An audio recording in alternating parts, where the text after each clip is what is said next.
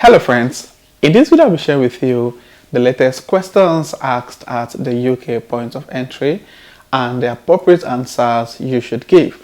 Now this video will be relevant to those who are currently on any visa category in the UK, student visa, tier 2 visa, global talent visa, whatever visa you are in the UK, and you're planning to travel outside the UK and back.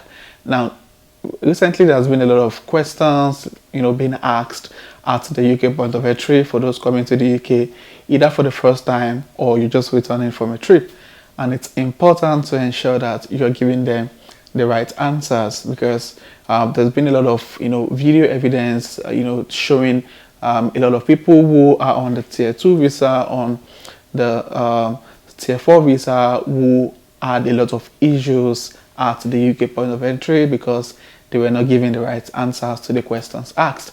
So I'm very sure this video will definitely be resourceful and relevant to you. So if you're coming across my channel for the first time, don't forget to hit the subscribe button.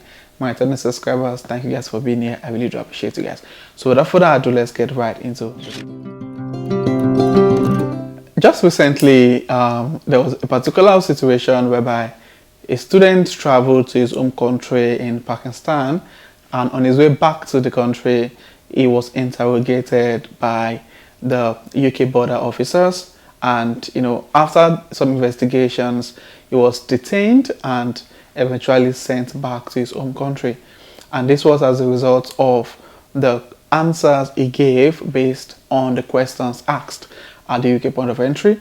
And also there has been a lot of news of people coming to the UK and being sent back at the UK point of entry. So it's very important that when you're coming back to the UK or you're coming to the UK newly for the first time as an international student or as a skilled worker visa, it's important for you to ensure you know some of the questions that I will be sharing in this video and know the appropriate answers to give when being asked.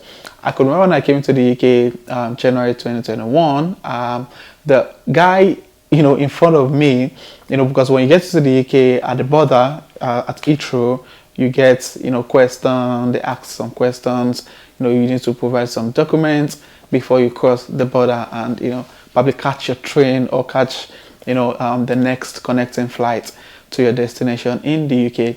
So apparently the guy in front of me was asked, I think he also came into the UK for a master's program like I did, and like every other person on the queue. And the first question, or after a series of questions, the officer asked him what is the name of the university he was going to. And I personally want to believe that it was probably under pressure, or it was a bit tensed, because it was that period that people were coming into the UK with fake COVID-19 tests, and there was a lot of news at that time whereby people were sent back to Nigeria. And I want to believe it was tensed because of that news that was everywhere. And it was asked what's the university, and he couldn't even name the university was going to, or probably it was the whole process was done by his agent and all of that. It was just mentioning some funny names. I'm about Nancy, I'm sorry about Gordon. He couldn't even specifically say the name of his university. But I think after a while, his partner was there with him, and he calmed down and was able to answer the question. He struggled to even mention the course he was going to study in the university. And there's been a lot of news of people being sent back. This particular Pakistan guy was sent back because the UK office, or the UK border officer, called his employer, I think his employer was Tesco, and they asked the employer the number of hours he was working. And it was told, the officer was told by the employer that he was working, I think 38 hours or 37.5 hours per week, which one, it's against the visa category he was on. He was not expected to work more than 20 hours. But the employer at a particular video shared that the student was working for 37.5 hours, and he was detained and eventually sent back to his home country. His visa was revoked. That's why it's very important that if you're coming to the UK, especially for those coming for the first time, make sure you have answers to some of the questions. Like the first question that we asked you, they will ask you is to provide your passport and ask what university you're going to, what course are you studying, why did you decide to choose to study in that particular location. And these are some of the questions that they often ask, especially if you're applying to some schools. They do like an interview before they even issue your CAS. So you have to be able to give them the reason why you chose that university, the course you're studying, and what have you. And also for those who are coming on the health and care visa, there's been a lot of news, a lot of tension in the UK as regards the increasing living expenses. Cost of living has really gone a bit high, and many of the citizens in the UK are putting the blame on the fact that there's been a lot of massive net migration into the UK.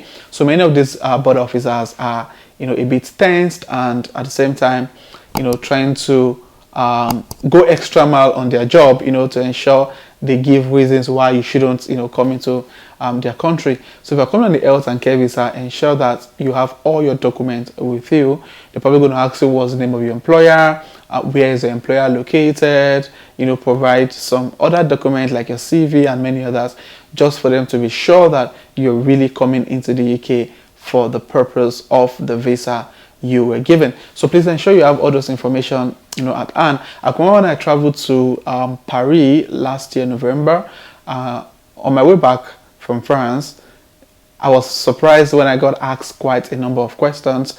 They asked me, according to my visa, they can say I'm still studying. What's the name of my university? What course am I studying?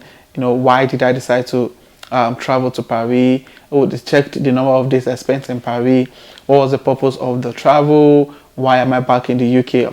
Obviously, I'm still studying. Why would you ask me why am I back in the UK? So sometimes they ask some funny questions, but just stay calm and ensure that you're giving them the right answer, and make sure that your answers are consistent, because the truth is there are loads of situations, there are loads of scenarios where people are being sent back. And the truth is, this happens to like 1 in 100, if not more, people coming to the UK, but you're not sure if you'll probably be the one on your next travel or your next visit. So it's very important to ensure that you have all your documents available with you.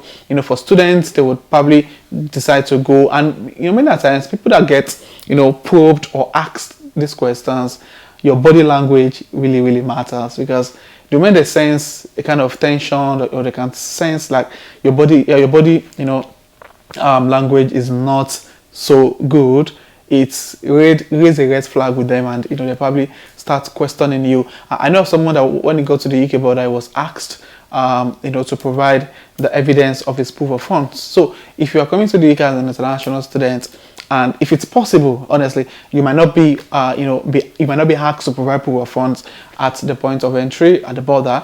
But if it's possible for you to still keep the funds in your account until you get into the UK, they probably ask you, how do you plan paying up the balance of your tuition fee?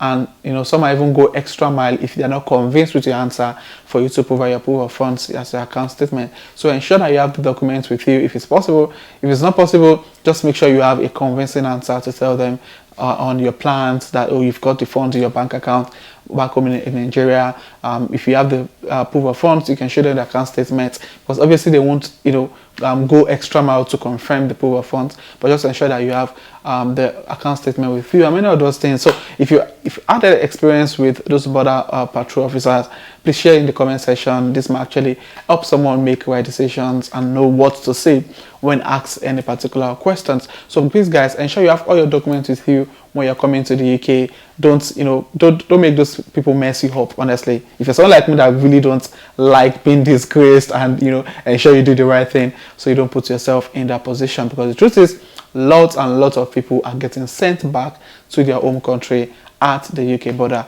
and you don't want to be a victim of such situation. So guys, if you find this video resourceful, please click on the like button. If you have any question, please state in the comment section. And if you're coming across my channel for the first time, what are you waiting for, guys? Click on the red subscribe button to join the amazing growing family. My returning subscribers, you guys are the real deal. Thank you for being here. I really do appreciate you guys. So this will be the end of this video, and I'll see you guys in my next video. Thank you.